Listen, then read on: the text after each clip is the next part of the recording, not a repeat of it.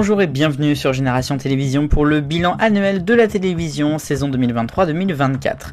En résumé, 2 chaînes historiques en perdition, fin du leadership pour BFM TV, des législatives anticipées, le renouvellement de la TNT et l'été des JO à Paris.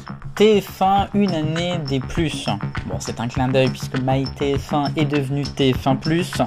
Plus de Star Academy, c'est évidemment l'un des éléments marquants de la saison avec une diffusion de 3 mois qui a très fortement marché et puis une tournée triomphale derrière. Mais il y a aussi le retour de Secret Story par exemple. France 2 et une année de sport, inévitablement je ne pouvais pas passer à côté des Jeux Olympiques diffusés il y a encore quelques semaines, les JO qui ont fait des audiences stratosphériques pour la chaîne.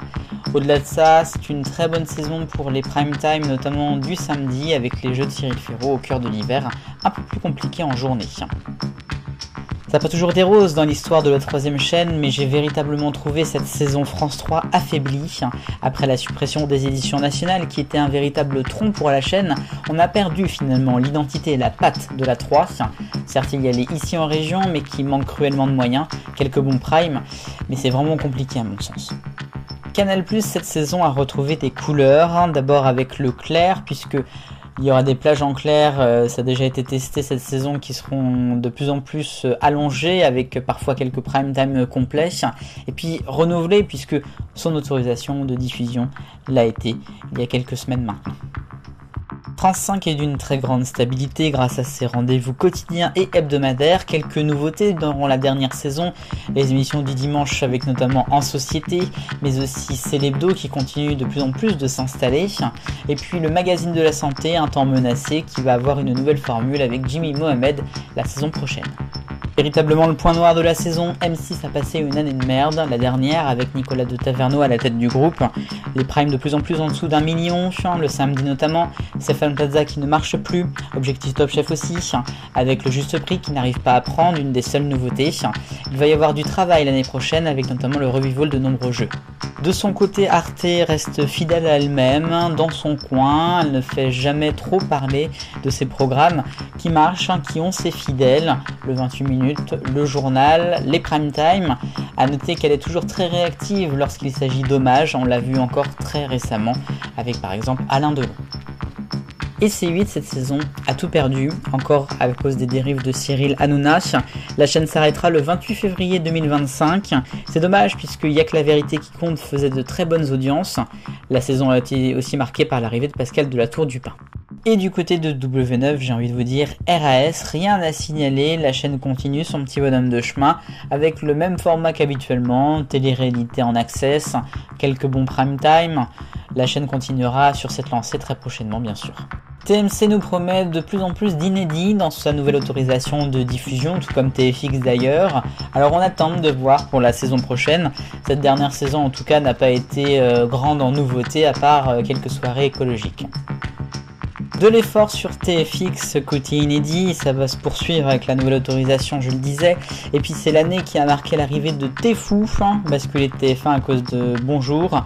Téfou qui est diffusé plus longtemps le week-end et les vacances scolaires.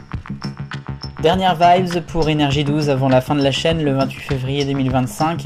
Une saison qui avait été marquée par quelques petites nouveautés. Nouvelle vibes, c'est un jeu de mots, c'est la nouvelle émission de Louis Dobé et puis encore le jeu The Song par Kinvey. LCP Public Sénat a vécu une bonne année avec d'abord la diffusion des commissions d'enquête sur la TNT et puis bien sûr une année législative ô combien importante. France 4 qui diffuse donc Au Coup toute la journée et même Au Coucou, l'émission avec les animateurs en fin de journée.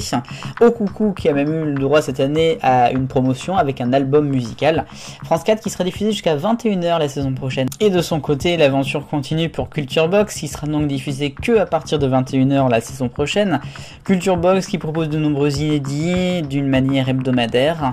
La chaîne continue elle aussi son petit bonhomme de chemin assez tranquillement je dirais. BFM TV avec une année de questions, certes les audiences ne sont pas en berne, mais elle a perdu son leadership 2 mois consécutifs pour la première fois depuis plus de 15 ans. Marc-Olivier Fogel fragilisé qui s'en va et puis le rachat bien sûr par CMA-CGM. Et CNews donc a vécu la meilleure saison de son histoire depuis ce nom, puis en première chaîne info de France pendant 2 mois. Quel est l'avenir ? Eh bien jusqu'où elle peut aller, on peut se poser la question. Et c'est Star, j'ai envie de vous dire, à part la musique, il n'y a rien. Une chaîne donc uniquement musicale, c'est vrai, mais qui pourrait voir quelques changements, avec par exemple l'arrivée de certaines émissions de C8 sur son antenne l'hiver prochain. Gulli, elle, sort très légèrement la tête de l'eau, très légère remontée en audience cette dernière saison par rapport à la précédente. Sinon, rien ne change, Gulli Prime garde un petit peu le cap, même si c'est pas toujours très clair à suivre comme programmation. Et de son côté, TF1 Série Film remplit sa mission avec des séries et puis des films, notamment en prime time. À noter quelques inédits en plus la saison prochaine. La chaîne L'équipe est bien évidemment la chaîne du sport, rien à signaler finalement cette saison, à part peut-être aussi la fin des droits TV pour la Ligue 2. Sister, un peu le pendant de Gulli Prime, quelques inédits par-ci par-là, mais sinon RAS. La chaîne continue ainsi. RMC Story est toujours forte, malgré une toute petite baisse en termes d'audience par rapport à la saison précédente. Elle nous promet beaucoup avec le retour notamment du Big Deal. RMC Découverte, comme à son habitude, suit sa sœur. Elle a remonté un tout petit peu en ce début d'année 2024. Sinon RAS pour la chaîne. Du côté de Chérie 25, et bien comme chaque année, je n'ai rien à dire, comme les 5 années précédentes. RAS aussi, et puis c'est quand même très vide.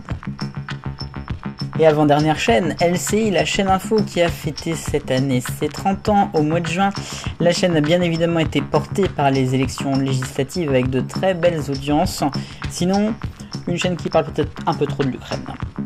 Et puis France Info, moi je trouve que France Info est totalement délaissée. Il y a de moins en moins de rendez-vous avec des diffusions qui sont parfois hasardeuses, c'est vrai. Et maintenant, que va-t-il se passer durant la saison 2024-2025? Quelques éléments avec les fins de C8 et de Énergie 12 et surtout quel est l'avenir de Cyril Hanouna à la télévision. Les débuts de OFTV et Réel TV et peut-être une totale renumérotation des canaux de la TNT. La TNT qui fêtera donc son 20e anniversaire avec également l'anniversaire de TF1, c'est 50 ans, et de la deuxième chaîne, si on prend depuis 1964. Ce sera aussi une année marquée par les revivals des jeux télé, notamment via M6 ou encore TF1. Alors quel avenir pour la télévision? Réponse dans un an. Vive le bonheur, on est tous des millions de copains.